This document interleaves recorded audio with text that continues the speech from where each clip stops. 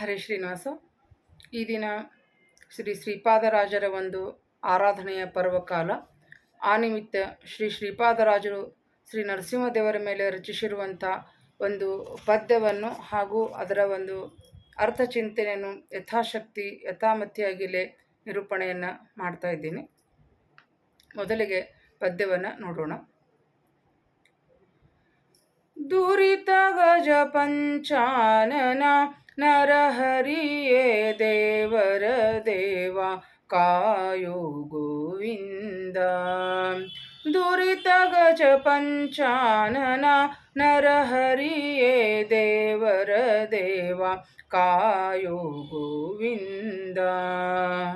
ಹೆಸರುಳ್ಳ ನದಿಗಳು ಒಳಗೊಂಬ ಸಮುದ್ರನು, ಹೆಸರುಳ್ಳ ನದಿಗಳು ಒಳಗೊಂಬ ಸಮುದ್ರನು, ಬಿಸುಡುವನೆ ಕಾಲ ಹೊಳೆಗಳ ಗೋವಿಂದ.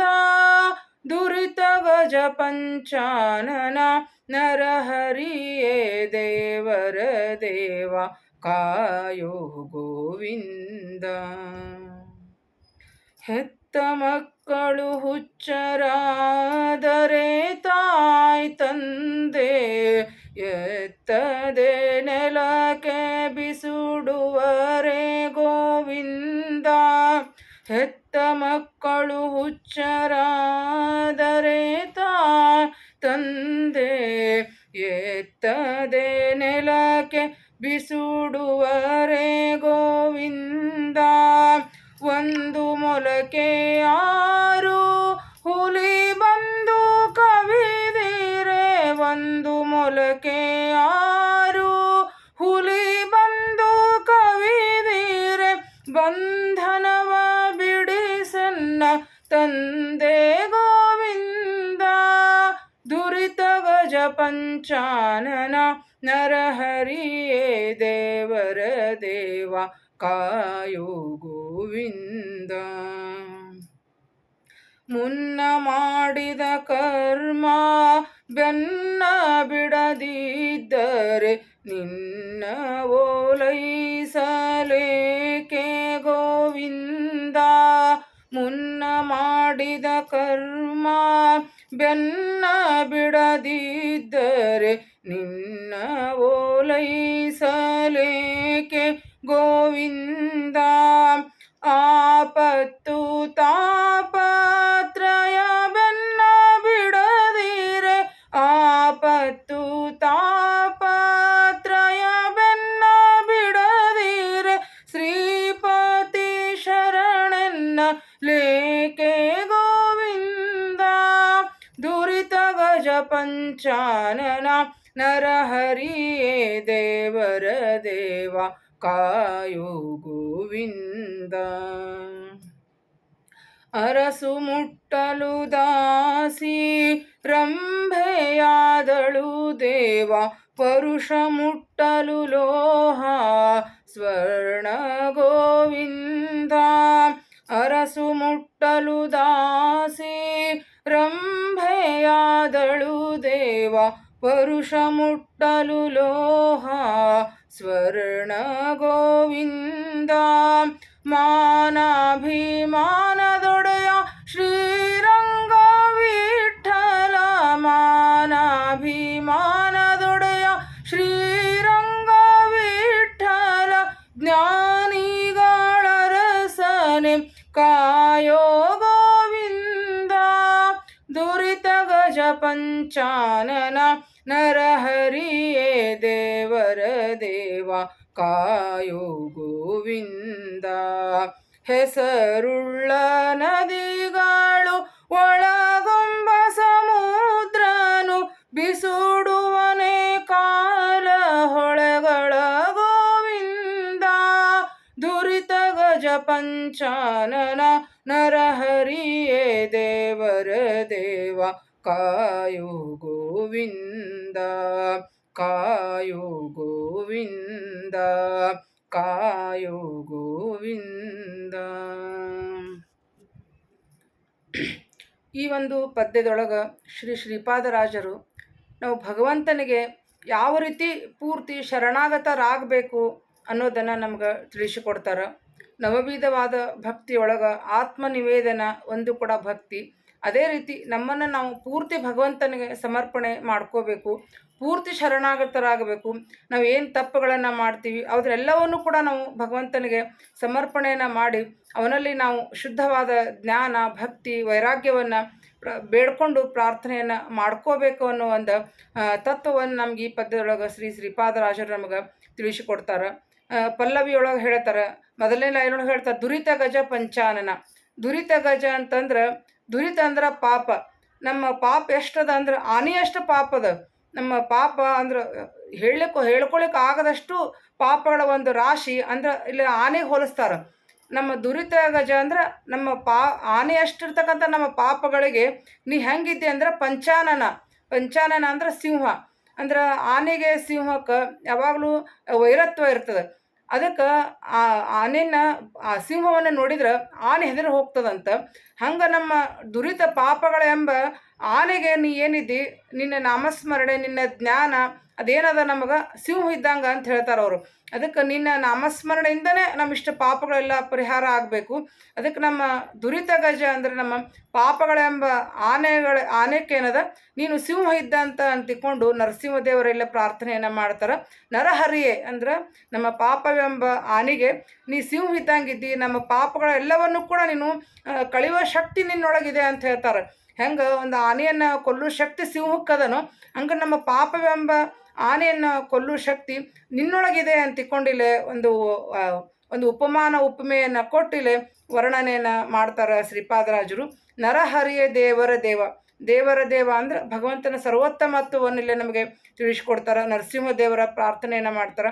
ಯಾಕಂದ್ರೆ ನಮ್ಮೆಲ್ಲ ಪಾಪಗಳನ್ನು ಪರಿಹಾರ ಮಾಡೋಂಥವ್ರು ಅಂದರೆ ನರಸಿಂಹದೇವರು. ಅದಕ್ಕಿಲ್ಲ ಮತ್ತು ಗೋವಿಂದ ಅಂತಿಕೊಂಡು ಕೂಡ ಹೇಳ್ತಾರೆ, ಕಾಯೋ ಗೋವಿಂದ ಅಂತಿಕೊಂಡು ಭಗವಂತ ನಾಮಸ್ಮರಣೆಯನ್ನು ಮಾಡ್ತಾ ಭಗವಂತನ ಸರ್ವೋತ್ತಮತ್ವವನ್ನು ಕೂಡ ದೇವರ ದೇವ ಅಂತ ತಿಳಿಸಿ ನಮ್ಮೆಲ್ಲ ಪಾಪಗಳನ್ನು ಕೂಡ ಪರಿಹಾರ ಮಾಡು ಅಂತ ಹೇಳ್ತಾರೆ. ಮುಂದೆ ಪಲ್ಲವಿಯೊಳಗೆ ಹೇಳ್ತಾರೆ, ಅನುಪಲ್ಲವಿಯೊಳಗೆ, ಹೆಸರುಳ್ಳ ನದಿಗಳು ಒಳಗೊಂಬ ಸಮುದ್ರನು ಬಿಸುಡುವನೆ ಕಾಲ ಹೊಳೆಗಳ ಗೋವಿಂದ. ಯಾಕಂದ್ರೆ ನಾವೀಗ ಏನಂತೀವಿ, ಭಗವಂತ ಯಾರನ್ನ ರಕ್ಷಣೆ ಮಾಡ್ತಾನಂದ್ರೆ ಕೇವಲ ಅವನನ್ನು ಯಾರು ನಂಬುತ್ತಾರ ಅವನ ಭಕ್ತರನ್ನ ಅಷ್ಟೇ ರಕ್ಷಣೆ ಮಾಡ್ತಾನ ಅಂತ ನಾವು ತಿಳ್ಕೊತೀವಿ. ಅದಕ್ಕಿಲ್ಲಿ ಶ್ರೀಪಾದರಾಜರು ನಮ್ಮಂಥ ಅಜ್ಞಾನಿಗಳ ಪಾಪಿಗಳ ಪರವಾಗಿ ಅವರಲ್ಲಿ ಪ್ರಾರ್ಥನೆಯನ್ನು ಮಾಡ್ತಾರೆ. ಏನು ಹೇಳ್ತಾರೆ, ಈಗ ಸಮುದ್ರ ಇರ್ತದೆ. ಸಮುದ್ರ ಏನಪ್ಪ, ಅದರೊಳಗೆ ಎಲ್ಲ ಥರ ನದಿಗಳು ಬರ್ತಾವೆ. ಗಂಗಾ, ಯಮುನಾ, ದೊಡ್ಡ ದೊಡ್ಡ ನದಿಗಳು ಕೂಡ ಸಮುದ್ರ ಸೇರ್ತಾವೆ. ಸಣ್ಣ ಸಣ್ಣಕ್ಕಂಥ ಹೊಳೆಗಳಿರ್ತಾವೆ, ಅಂದ್ರೆ ಹಾದಿ ಒಳಗಿರ್ತಾವೆ ಕಾಲ ಹೊಳೆಗಳು ಅಂತ ಹೇಳ್ತಾರೆ. ಅಂದ್ರೆ ಅನೇಕ ನೀರು ಅವು ಕೂಡ ಸಮುದ್ರಕ್ಕೆ ಹರ್ಕೊಂಡು ಹೋಗ್ತಿರ್ತಾವೆ. ಅದು ಸಮುದ್ರ ಏನದಪ್ಪ, ನಾನು ದೊಡ್ಡ ದೊಡ್ಡ ನದಿಗಳನ್ನ ಅಷ್ಟೇ ನಾನು ಸೇರಿಸ್ಕೋತೀನಿ, ಇವೆಲ್ಲ ಹೊಳೆಗಳು ಸಣ್ಣ ಸಣ್ಣ ಹೊಳೆಗಳನ್ನ ಸೇರಿಸ್ಕೊಡೋದಿಲ್ಲ ಅಂತ ಸಮುದ್ರ ಹೇಳೋದಿಲ್ಲ. ಅದು ಯಾಕಂದ್ರೆ ಎಲ್ಲವನ್ನೂ ಕೂಡ ಸಮುದ್ರ ಸೇರಿಸ್ಕೋತದ. ಹಂಗೆ ನಮ್ಮನ್ನು ಕೂಡ ನಾ ಅಜ್ಞಾನ ಇದ್ದೀನಿ, ನಾ ಏನೂ ನಿನ್ನೊಳಗೆ ಭಕ್ತಿ ಇಲ್ಲ ಅಂತಿಕೊಂಡು ನೀನು ಉದಾಸೀನ ಮಾಡಬೇಡ. ನನ್ನನ್ನು ಕೂಡ ನಿನ್ನ ಭಕ್ತರನ್ನಾಗಿ ಮಾಡ್ಕೊಳ್ಳೋ ಸಾಮರ್ಥ್ಯ ನಿನ್ನೊಳಗದ. ನನ್ನೆಲ್ಲ ಪಾಪಗಳನ್ನು ಪರಿಹಾರ ಮಾಡಿ ನಿನ್ನ ಭಕ್ತರನ್ನಾಗಿ ಮಾಡ್ಕೊಳ್ಳೋ ಸಾಮರ್ಥ್ಯ ನಿನ್ನೊಳಗದ. ಅದಕ್ಕೆ ನನ್ನ ಪಾಪಗಳೆಲ್ಲ ಪರಿಹಾರ ಮಾಡು ಅಂತಿಕೊಂಡಿಲ್ಲ. ಅಂದರೆ ಈ ಒಂದು ಇಡೀ ಪದ್ಯದೊಳಗೆ ಏನದ, ಒಂದು ಉಪಮೆ ಕೊಟ್ಟು ಶ್ರೀಪಾದರಾಜರು ನಮ್ಮನ್ನು ಈ ಪದ್ಯವನ್ನು ವರ್ಣನೆ ಮಾಡ್ತಾರೆ. ಅದರ ಸಮುದ್ರ ನದಿ ಇಲ್ಲಿ ಉಪಮಾನ ಕೊಡ್ತಾರೆ. ಮೇಲೆ ಆನೆ ಸಿಂಹಕ್ಕೆ ಒಂದು ಆ ರೀತಿ ಒಂದು ವರ್ಣನೆಯನ್ನು ಉಪಮೆಯನ್ನು ಕೊಟ್ಟು ವರ್ಣನೆಯನ್ನು ಮಾಡ್ತಾರೆ. ಇಲ್ಲಿ ಹೆಂಗೆ ಸಮುದ್ರ ಎಲ್ಲ ನದಿಗಳನ್ನು, ಗಂಗಾ ನದಿ, ಯಮುನಾ, ಸರಸ್ವತಿ ಎಲ್ಲ ದೊಡ್ಡ ದೊಡ್ಡ ನದಿಗಳನ್ನು ಕೂಡ ತನ್ನೊಳಗೆ ಸೇರಿಸ್ಕೊಳ್ಳೋ ಹಂಗೆ ಸಣ್ಣ ಸಣ್ಣ ಹೊಳೆಗಳನ್ನು ಕೂಡ ಅದು ತನ್ನ ಸೇರಿಸ್ಕೋತದ. ಹಂಗೆ ನಮ್ಮನ್ನು ಕೂಡ ನೀ ಅಜ್ಞಾನ ಅಂತಿಕೊಂಡು ನಮ್ಮನ್ನು ಉದಾಸೀನ ಮಾಡಬೇಡ. ನಮ್ಮನ್ನು ಕೂಡ ನಿನ್ನ ಭಕ್ತರನ್ನಾಗಿ ಮಾಡಿಕೊಂಡು ನಮ್ಮ ಪಾಪಗಳನ್ನೆಲ್ಲ ಪರಿಹಾರ ಮಾಡಂತಿಕೊಂಡಿಲ್ಲ ಅನುಪಲ್ಲವಿಯೊಳಗೆ ಪ್ರಾರ್ಥನೆಯನ್ನು ಮಾಡ್ತಾರೆ. ಮುಂದೆ ಮೊದಲೇ ನುಡಿಯೊಳಗೆ ಹೇಳ್ತಾರೆ, ಹೆತ್ತ ಮಕ್ಕಳು ಹುಚ್ಚರಾದರೆ ತಾಯಿ ತಂದೆ ಎತ್ತದೆ ನೆಲಕ್ಕೆ ಬಿಸಿಡುವರೆ ಗೋವಿಂದ. ಈಗ ಮಕ್ಕಳು ಇರ್ತಾರೆ, ತಂದೆ ತಾಯಿಯೊಳಗೆ ಎಲ್ಲ ಮಕ್ಕಳು ಒಂದೇ ಥರ ಇರೋದಿಲ್ಲ. ಒಬ್ಬರು ಮಕ್ಕಳು ಶಾಣ ಇರ್ತಾರೆ, ಕೆಲವೊಬ್ರು ದಡ್ರಿರ್ತಾರೆ. ಅದಕ್ಕೆ ದಡ್ರಿರ್ತಾರೆ, ಅವು ಏನೂ ಉಪಯೋಗ ಇಲ್ಲ ಅಂತಿಕೊಂಡು ಯಾವ ತಂದೆ ತಾಯಿ ಕೂಡ ಆ ಮಕ್ಕಳ ಬಗ್ಗೆ ಉದಾಸೀನ ಮಾಡೋದಿಲ್ಲ. ಏನೋ ಭಾಳ ಅದ್ರ ಬೈತಾರೆ, ತಿದ್ದುಕೊಳ್ಳು ಅಂತಿಕೊಂಡು ಹೇಳ್ತಾರೆ ಹೊರತು ಅವನ ಬಗ್ಗೆ ಉದಾಸೀನ ಮಾಡಿ ಅವನ ನಿರ್ಲಕ್ಷ್ಯ ಮಾಡೋದಿಲ್ಲ. ಹಂಗೆ ನೀನು ಕೂಡ ನಾನು ಜಗತ್ತಿಗೆ ತಾಯಿ ತಂದೆ. ಅದಕ್ಕೆ ನಾ ಅಜ್ಞಾನ ಅಂತಿಕೊಂಡು ನನ್ನ ಉದಾಸೀನ ಮಾಡಬೇಡ, ನಿರ್ಲಕ್ಷ್ಯ ಮಾಡಬೇಡ. ಅದಕ್ಕೆ ನನಗೂ ಕೂಡ ನಿಜವಾದ ನಿನ್ನೊಳಗೆ ಭಕ್ತಿ ಕೊಡು, ನಿನ್ನ ಬಗ್ಗೆ ಜ್ಞಾನವನ್ನು ಕೊಟ್ಟು ನನ್ನನ್ನು ಕೂಡ ನಿಮ್ಮ ಮೇಲೆತ್ತು ಅಂತಿಕೊಂಡಿಲ್ಲ ಈ ತಾಯಿ ತಂದೆ ಉದಾಹರಣೆಯನ್ನು ಕೊಟ್ಟಿಲ್ಲ ಹೇಳ್ತಾರೆ. ಮುಂದೆ ಒಂದು ಮೊಲಕ್ಕೆ 6 ಹುಲಿ ಬಂದು ಕವಿದಿರೆ ಬಂಧನವ ಬಿಡಿಸನ್ನ ತಂದೆ ಗೋವಿಂದ ಅಂತ ಹೇಳ್ತಾರೆ.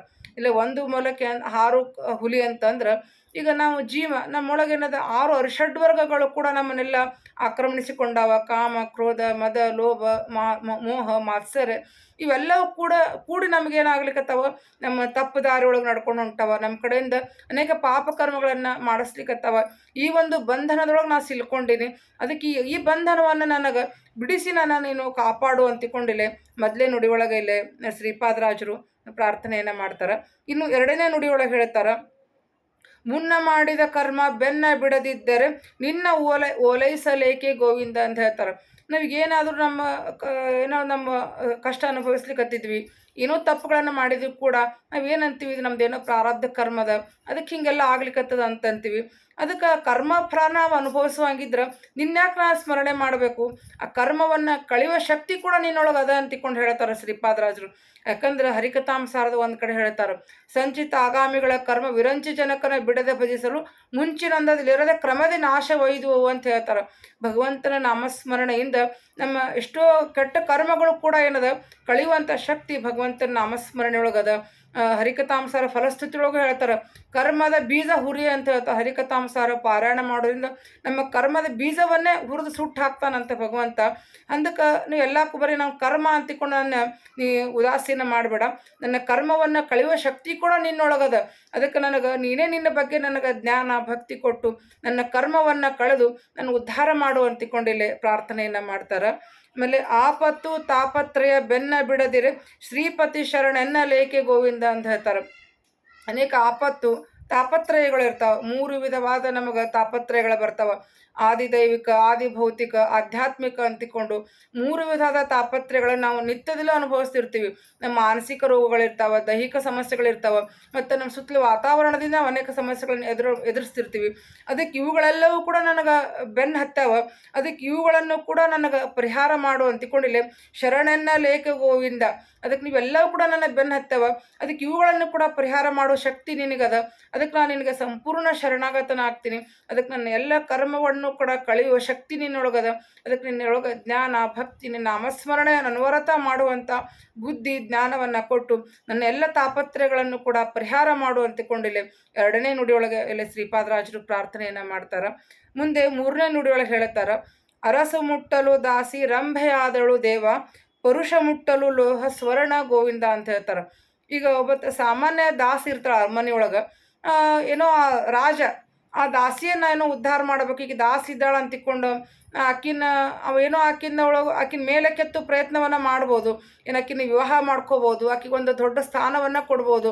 ಅರಸು ಒಬ್ಬ ರಾಜ ಆಕಿನ ಮನಸ್ಸು ಮಾಡಿದ್ರೆ ಆಕಿನ ರಂಭೆ ಅಂತ ಒಂದು ದೊಡ್ಡ ಸ್ಥಾನಕ್ಕೆ ಕೂಡ ಆಕಿನ ಏರಿಸೋ ಶಕ್ತಿ ಯಾರಿಗದ ಅಂದ್ರೆ ಆ ರಾಜನಿಗಿರ್ತದೆ.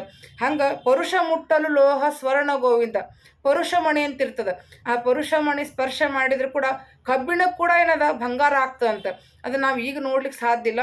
ಅನೇಕ ಪುರಾಣಗಳೊಳಗೆ ಅನೇಕ ಹರಿದಾಸರ ಸಾಹಿತ್ಯೊಳಗೆ ಈ ಒಂದು ಉಪಮಾನ ಉಪಮೇಯ ಬಳಸಿದ್ದನ್ನು ನಾವು ನೋಡ್ತೀವಿ. ಅದು ಪರುಷಮಣಿ ಅಂತಕೊಂಡು ಒಂದು ಕಲ್ಲು ಏನದ ಅದು ಸ್ಪರ್ಶ ಮಾಡಿದ್ರೆ ಕಬ್ಬಿಣ ಕೂಡ ಏನದ ಚಿನ್ನ ಆಗ್ತದೆ ಅಂತ ಹೇಳ್ತಾರೆ. ಹಂಗೆ ಅಲ್ಲ, ಅದಕ್ಕೆ ನೀನು ಮನಸ್ಸು ಮಾಡಿದ್ರೆ ಹೆಂಗೆ ಒಬ್ಬ ರಾಜ ಮನಸ್ಸು ಮಾಡಿದ್ರೆ ಒಬ್ಬ ದಾಸಿ ರಂಬೆ ಅಂತ ಸ್ಥಾನಕ್ಕೆ ಹೇಳ್ತಾಳೆ. ಒಂದು ಪರುಷಮಣಿ ಮುಟ್ಟಿದ್ರೆ ಕಬ್ಬಿಣ ಕೂಡ ಒಂದು ಬಂಗಾರ ಆಗ್ತದೆ. ಹಂಗೆ ನೀನು ನನಗೆ ಅನುಗ್ರಹ ಮಾಡಿ ಆಶೀರ್ವಾದ ಮಾಡಿದ್ರೆ ನಾನು ಕೂಡ ನಿನ್ನೊಳಗೆ ಭಕ್ತ ಆಗ್ತೀನಿ. ನಾನು ಕೂಡ ನಿನ್ನ ಬಗ್ಗೆ ಜ್ಞಾನವನ್ನು ಅಜ್ಞಾನದಿಂದ ನಾನು ಜ್ಞಾನ ಮಾರ್ಗಕ್ಕೆ ನಾನು ನಡಿಬಹುದು. ಅದಕ್ಕೆ ನೀನು ನನಗೆ ಅನುಗ್ರಹ ಮಾಡು, ಆಶೀರ್ವಾದ ಮಾಡಿ ನನ್ನ ಅಜ್ಞಾನದಿಂದ ನನ್ನ ಜ್ಞಾನ ಮಾರ್ಗಕ್ಕೆ ಕರ್ಕೊಂಡು ಹೋಗಿ ನನಗೆ ಉದ್ಧಾರ ಮಾಡು. ಈ ಭವಜನ್ಮದೊಳಗೆ ನಮ್ಮನ್ನು ಕರ್ಕೊಂಡು ಬಂದು ಸಂಸಾರಕ್ಕೆ, ಅದಕ್ಕೆ ಈ ಸಂಸಾರದಿಂದ ನಮ್ಮನ್ನು ಉದ್ಧಾರ ಮಾಡು ಅಂತಿಕೊಂಡು ಪೂರ್ತಿ ಶರಣಾಗತರಾಗಿಲ್ಲೇ ನಮ್ಮೆಲ್ಲರ ಪರವಾಗಿ ಶ್ರೀಪಾದರಾಜರು ಪ್ರಾರ್ಥನೆ ಮಾಡ್ಕೋತಾರೆ. ಯಾಕಂದರೆ ಶ್ರೀಪಾದರಾಜರು ಅವರು ಜ್ಞಾನಿಗಳು, ಅಪರೋಕ್ಷ ಜ್ಞಾನಿಗಳು, ಭಗವಂತನ ಕಂಡಿರ್ತಕ್ಕಂಥವ್ರು. ಅವರಿಗೆ ಈ ಥರ ಯಾವುದೇ ತಾಪತ್ರಯಗಳಾಗಲಿ ಪಾಪಗಳಾಗಲಿ ಯಾವುದೂ ಇಲ್ಲ. ಆದರೆ ನಮ್ಮಂಥ ಸಾಮಾನ್ಯ ಜನರು ಇವುಗಳೆಲ್ಲ ಕೂಡ ನಾವು ನಿತ್ಯದಲ್ಲಿ ಕೂಡ ಅನುಭವಿಸ್ತಿರ್ತೀವಿ. ನಮ್ಮೆಲ್ಲರ ಪರವಾಗಿ ಶ್ರೀಪಾದರಾಜರು ಭಗವಂತನಲ್ಲಿ ಪ್ರಾರ್ಥನೆಯನ್ನು ಮಾಡ್ಕೊಂಡಾರ. ಮಾನಾಭಿಮಾನದೊಡೆಯ ಶ್ರೀರಂಗ ವಿಠಲ ಅಂತಿಕೊಂಡು ಹೇಳ್ತಾರೆ. ನಮ್ಮ ಮಾನ ಅಭಿಮಾನ ಎಲ್ಲಕ್ಕೂ ನೀನೇ ಒಡೆಯ, ನನ್ನ ಇಡೀ ದೇಹಕ್ಕೆ ನೀನೇ ಒಡೆಯ. ಅದಕ್ಕೆ ನನ್ನ ಜ್ಞಾನಿಗಳ ಅರಸನೆ ಕಾಯೋ ಗೋವಿಂದ, ನೀ ಎಲ್ಲ ಜ್ಞಾನಿಗಳ ಅರಸ ನೀನು. ಯಾಕಂದರೆ ಭಗವಂತನ ಗುಣ ಸಮುದ್ರ, ಜ್ಞಾನಿ, ಆನಂದಪೂರ್ಣ, ಗುಣಪೂರ್ಣ, ಜ್ಞಾನಿಗಳ ಅರಸ ಅಂತಿಕೊಂಡಿಲ್ಲ. ಭಗವಂತನ ನೀ ಜ್ಞಾನಿಗಳ ಅರಸಿದ್ದಿ. ಅದಕ್ಕೆ ನಮ್ಮಲ್ಲಿರ್ತಕ್ಕಂಥ ಅಜ್ಞಾನವನ್ನು ದೂರ ಮಾಡಿ ನಮ್ಮನ್ನು ಕೂಡ ಈ ಭವಸಾಗರದಿಂದ, ಸಂಸಾರ ಸಮುದ್ರದಿಂದ ನಮ್ಮನ್ನು ಉದ್ಧಾರ ಮಾಡಿ ನನಗೆ ನಿನ್ನ ದರ್ಶನ ಭಾಗ್ಯವನ್ನು ಕೊಡು ಅಂತಿಕೊಂಡಿಲ್ಲ. ಶ್ರೀಪಾದರಾಜರು ನಮ್ಮೆಲ್ಲರ ಪರವಾಗಿ ಪ್ರಾರ್ಥನೆಯನ್ನು ಮಾಡಿಕೊಂಡಾರ. ಶ್ರೀಪಾದರಾಜರ ಆರಾಧನೆ ನಿಮಿತ್ತ ಇವೆರಡು ಒಂದು ವಾಕ್ಕುಸುಮಗಳನ್ನು ನಾನು ಶ್ರೀಪಾದರಾಜರಿಗೆ ಸಮರ್ಪಣೆಯನ್ನು ಮಾಡ್ತಾ ಇದ್ದೀನಿ. ಪತ್ಯಂತರ್ಗತ ಗುರುಗಳಂತರ್ಗತ ಭಾರತೀರ್ವಣ ಮುಖ್ಯ ಪ್ರಾಣಾಂತರ್ಗತ ಬಿಂಬಮೂರ್ತಿ ಅಭಿನ್ನ ಶ್ರೀ ಕೃಷ್ಣಾರ್ಪಣಮಸ್ತು. ನಹಾಂಕರ್ತ ಹರಿಕರ್ತ ಅಚ್ಯುತಾಯನ್ಮ ಅನಂತಾಯನ್ಮ ಗೋವಿಂದಾಯನ್ಮ ಅಚ್ಯುತಾಯನ್ಮ ಅನಂತಾಯನ್ಮ ಗೋವಿಂದಾಯನ್ಮ ಅಚ್ಯುತಾಯನ್ಮ ಅನಂತಾಯನ್ಮ ಗೋವಿಂದಾಯನ್ಮ.